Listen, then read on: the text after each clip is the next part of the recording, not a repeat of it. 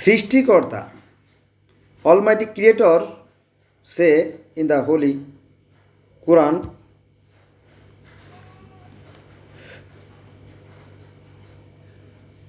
প্রত্যেক জাতির জন্য কোরবানের নিয়ম দিয়েছি। এটা আছে সূরা হজ আয়াত নম্বর 34। এখন আমরা দেখব যে কাদের জন্য এই নিয়ম দেওয়া হয়েছে। আমরা যদি পৃথিবীর সর্বপ্রাচীন এবং প্রথম যে গ্রন্থ, মানে পৃথিবীর প্রথম যে বই, সেটা আমরা দেখি, সেটা হচ্ছে গিলগামেশের মহাকাব্য। এবং সেই গিলগামেশের মহাকাব্য আবার কারা যে লেখছিল, কখন যে লেখছিল, মাটি পোড়ায় অক্ষর তৈরি করে, সেটা দিনক্ষণ বলাটা বেশ কঠিন। তাও হাজার হাজার বছর আগে, 10,000, 14,000, 12,000 বছর আগের ঘটনা।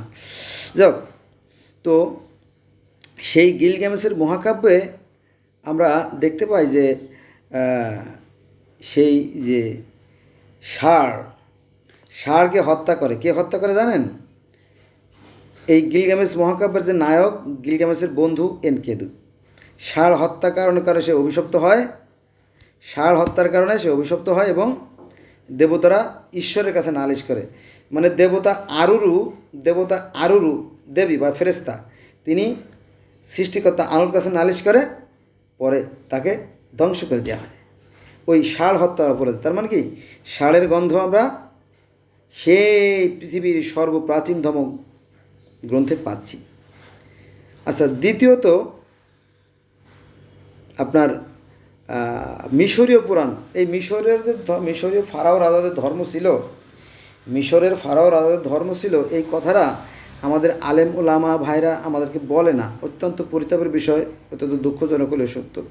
কিন্তু এই ফারাও রাজারা 3,000-3,500 বছর ধরে রাজত্ব চালাইছে। হ্যাঁ, তাদের মধ্যে শত শত ফারাও ছিল। হ্যাঁ, একজনের নাম কয় ফেরাউন। আরে বাবা, 300 জনের মধ্যে একজনের নাম বলে হয়? মেলে না। তো তাদেরও ধর্ম ছিল। এবং আপনারা জানেন যে আমাদের ইসলাম ধর্মে প্রথমে আদম হাওয়া এবং আল্লাহ পাক একসঙ্গেই থাকতেন, খেয়াল আছে? ঠিক সেম ঘটনা এই মিশরীয় ধর্মে আছে। সেটা হচ্ছে যে সৃষ্টিকর্তা রা, আল্লাহ মানে রা, সৃষ্টিকর্তা মানে রা, এবং সে যে মানুষ তৈরি করলো, প্রথম মানব হচ্ছে কি, প্রথম মানব পুরুষ। সু মানে পুরুষ আর তেফনাত মানে নারী, দুইজন নারী, অর্থাৎ সু আর তেফনাত, একজন পুরুষ একজন নারীকে সৃষ্টি করলো। আবার তাদের ঘরে নাতনি হলো। তাদের মধ্যেও একজনের নাম হচ্ছে আপনার ওসাইরিস, আইসিস, শেত, নেপতিস, আনুবিস, 5 জন। আমাদের ইসলাম ধর্ম কিন্তু 5 জন আছে। সেটা হচ্ছে যে হাবিল, কাবিল, শীষ নবী, গাছ বিবি, আকলিমা, 5 জন। বোঝা গেছে? তো সেই মিশরীয় ধর্মে প্রথম মানবী হচ্ছে সু এবং তেপনাথ, আর তাদের সন্তানেরা ছিল 5 জন। যেমন 5 জনের কথা আমাদের ইসলাম ধর্মে আছে, সেটা বললামই, যে হাবিল, কাবিল, শীষ, গাছবি, আকলিমা, 5 জন। এই 5 জন কিন্তু সনাতন হিন্দু ধর্মে আছে। প্রিয়ব্রত, উত্তালপাদ, আকুতি, প্রসূতি, দেবতী, যদি আপনারা দেখতেন। 12 জন মহাজন গ্রন্থ নামে একটা গ্রন্থ আছে, মহাজন গ্রন্থ। এখানে এই যে প্রথম মানবীর যে 5 জন সন্তান ছিল, সেই কাহিনী আছে। অনেক হিন্দুরাই জানে না, হয়তো হিন্দুরা আমার গালাগালি কই পাইছো, মুসলমানও গালাগালি কই পাইছো, আর মিশরীয়রা তো নাই। যাক বন্ধুরা, আসলে গোড়ায় কিন্তু এক আছে, আমরা জানি না, আমাদের অজ্ঞতার কারণে, আমাদের সীমাবদ্ধতার কারণে হয়তো আমাদের জানা হয় না। যেটা বলছিলাম, যে এই যে মিশরীয় ধর্মে যে প্রথম মানবী এবং ঈশ্বর একসাথেই থাকতেন।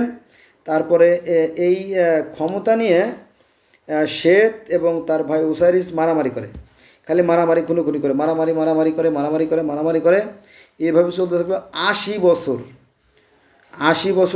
এটা নিয়ে বিভিন্ন সময় মিটিং হয়, সালিশি হয়, উঠান বৈঠক হয়, মিটিং হয়, কিন্তু সমস্যার কোনো সমাধান হয় না। তখন সৃষ্টিকর্তারা চিন্তা করলেন, না, আমি আর তোদের সাথে থাকবো না, তোরা খালি অশান্তি সৃষ্টি করিস, তোরা খালি মারামারি করিস, আমি যাইগা, এই কথা বলে তখন তিনি নুটকে বলল, অর্থাৎ বাতাসকে বলল, বাতাস, তুই আমাকে শূন্য করে স্বর্গে নিয়ে চল তো বাবা। আল্লাহ বলতেছে যে আমারে স্বর্গে নিয়ে চল, আমি আর এই মানুষের সাথে থাকতে চাই না। এটা হচ্ছে আপনার মিশরীয় ধর্মের কথা বলতেছে আর কি। তো ঈশ্বর অর্থাৎ রা তিনি বাতাসে ভর করে স্বর্গে চলে যাচ্ছিলেন। তখন ওই যে ওসাইরিস সে বলো যে হুজুর আমি এই নোংরা দুনিয়াতে আমিও থাকতে চাই না, আপনি আমারও নিয়ে যান। তুইও যাবি? হ্যাঁ আমিও যাব। তাহলে ঠিক আছে। তখন তিনিও গেলেন, অর্থাৎ ওসাইরিস, এবং তার সাথে আরও অনেক দেবতারা ছিল। তারা বলো যে তাহলে আমরা থেকে কী করবো, আমরাও এই জায়গায় থাকবো না। তারা গরুর পিঠে সোয়ার হয়ে তারা স্বর্গে চলে গেল। তাহলে আমরা পাইলাম কোথায়? গরুর কাহিনী অনেক ধর্মে আছে। সেই সর্বপ্রাচীন গিলগামেশের মহাকাব্য গরুর কাহিনী আছে। তারপরে গ্রিক মিশরীয় ধর্মেও গরু আছে। তারপরে হিন্দু ধর্মেও গরু আছে, জানেন তো তাই না? হিন্দুরা গরুকে মা মনে করে, বিশাল কাহিনী, সেখানে যাব না। তারপরে গ্রিক ধর্মেও গরু আছে। গ্রিক ধর্ম, রোমান ধর্মে গরু আছে মানে কি, ওখানে স্বর্গের দেবতা জিউস বলছিল তোমরা এই গরু জবাই দাও, জব দিয়ে এই মাংস তোমরা অর্ধেক খাও আর অর্ধেক আমাদের দাও। কিন্তু প্রমিথিউস চালাকি করে কী করছে জানেন? ভালো ভালো মাংসগুলো নিজের ভাগে রাখে একটা ময়লা জিনিস আটকে রাখছে, আর হাড্ডি গুড্ডি আবার তেল চর্বি সেইগুলো দিয়ে একটা স্তূপ বানাইয়া সুন্দর একটা কাপড় দিয়ে রেখে রাখছে জিউসের লাগে। জিউস তো বুঝতে পারে নাই, পরে বলো ঠিক আছে আমাদের জন্য যে ভাগ আছে এই ভাগে ই করো, আগুন লাগাই দাও। ওরা তো মুখ দিয়ে খান না, তো আগুন লাগাই দিয়েছে। আগুন লাগাই দিলে ওই যে হাবিল কাবিল যে আগুন লাগাই দিত, পোড়াই দিত অনেকটা, ওই একই কাহিনী গ্রিক ধর্মে আছে। আগুন লাগাই দিল, তারপরে দেখলো যেগুলো সব হাড্ডি, মাংস নাই। তখন রাগ হয়ে গেল জিউসের। তখন তিনি কী করলো, প্রমিথিউসকে একটা পাহাড়ে নিয়ে বাঁধে দিত। শাল আর বাট পাড়ের বাচ্চা, বাট পাড়, হ্যাঁ আমি বলছি যে এই শালটা জবাই দিয়ে আমি হচ্ছি স্বর্গের দেবতা জিউস, আমি কইছি তোরাও খা আমরাও খাই, এই কথা বলছি, ভালোর কথা বলছি। সে মাংসটুকু সব নিয়ে এনেছে আর হাড্ডিগুলো আমাকে দিচ্ছে। বিয়াদব। পরে প্রমিথিউসকে নিয়ে সেই পাহাড়ে নিয়ে বাঁধে তুইছে, তা বিয়াদব। আর ওই যে জিউসের যে ইগল ছিল, এই ইগলটা প্রতিদিন এসে এসে তার কলিজা টুকরো টুকরো খাইতো। এরকম লম্বা কাহিনী আছে বন্ধুরা, একটা কাহিনী বলতে গেলে অন্তত 20টা ভিডিও দরকার, যাবো না সেখানে। তাহলে গরু আমরা প্রত্যেক ধর্মেই পাচ্ছি। তারপরে আমাদের ইসলাম ধর্মে তো গরু আছে, তাই না? গরু আছে না? কোরআন শরীফের প্রথমে আছে কি বাকারা, যার মানে গরু বা গাভী। আবার হযরত আদম আলাইসাল্লাম যখন পৃথিবীতে আসে তখন তার সাথে একটা গরু ছিল। গরুরে বলছে গরু চাষ কর, কারণ আদম আলাইসাল্লাম চাষ করতে পারতেছিল না। তার এক হাতে ছিল এক মুঠা জান্নাতি গাছের পাতা, আর এক হাতে ছিল এক মুষ্টি গম। তো উনি গম খাইতে যাচ্ছিল যে আমি গম খাবো। তো জিব্রাইল বলল এই আদম তুমি গম খাও না, গম খাইলে আমরা চাষ করবো নাকি, তুমি গম খেও না, তুমি গমগুলো রাখো, আমরা গমগুলো বুনাবো, গম থেকে নতুন করে গম তৈরি হবে, তারপর আমরা সেটা খাবো। ও আচ্ছা তাই। তারপরে গরুরে বললো গরু তুমি হাল চাষ করো, তুমি মাটিকে নরম করো। তো গরু আমি পারবো না। কেন পারবি না? বললো যে এই মাটি শক্ত, ইতিপূর্বে এই জমিতে কেউ চাষাবাদ করে নাই, মাটি খিল হয়ে গেছে, মজবুত হয়ে গেছে, শক্ত হয়ে গেছে, আমি পারবো না। চপ বেয়াদব, তোরে পাঠানো হয়েছে জমি চাষ করার লাগে, তুই পারবি না, চাষ কর। তো সে খালি কথা কয়। তো আদম আবার আল্লাহর কাছে বলে হে আল্লাহ তুমি কি গরু দিছো, এ খালি বেয়াদব কথা বলে। বলে রাখ, ওরা আমি সাইজ করতেছি, পরে গরুর জবান বন্ধ করে। এরকম কাহিনী আপনারা কোরআন হাদিসে পেয়েও যাবেন যদি আপনারা খোঁজেন, ঠিক আছে? তার মানে কি এইভাবে। তারপরে আপনার আছে মিত্রাই শব্দের অর্থ গরু। তারপরে যদি আমরা পার্সিয়ান ধর্ম দেখি, পার্সিয়ান ধর্ম, সেখানেও গরুর কাহিনী আছে। হ্যাঁ, একটা গরুর মূর্তি ছবি, ওই ধর্মের যে প্রতিষ্ঠা তার লাঠির মাথায় একটা গরুর মূর্তি লাগানো থাকতো।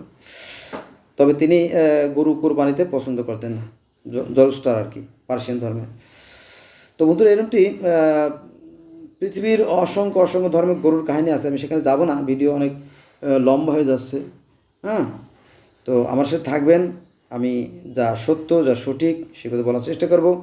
আর অন্যান্য ধর্মের তুলনা দেই এই জন্য যাতে কম্পেয়ার মানে কি তুলনা, তাহলে জিনিসটা বুঝতে সহজ হয়, তাই না? আপনারা যদি মানে অঙ্ক করলে অঙ্ক করার আগে দেখবেন যে ওই বইয়ের প্রথমে দু একটা উদাহরণ দেওয়া থাকে, কারণ ওই উদাহরণ দেখে যাতে অঙ্কটা সহজে মেলানো যায় বা বোঝা যায় বা ওই অঙ্ক করার পদ্ধতিটা জানা যায়। ঠিক আছে, এই জন্য আমি বিভিন্ন ধর্মের উদাহরণ দিই যে যাতে আপনারা বেশি মাতলামি না করেন।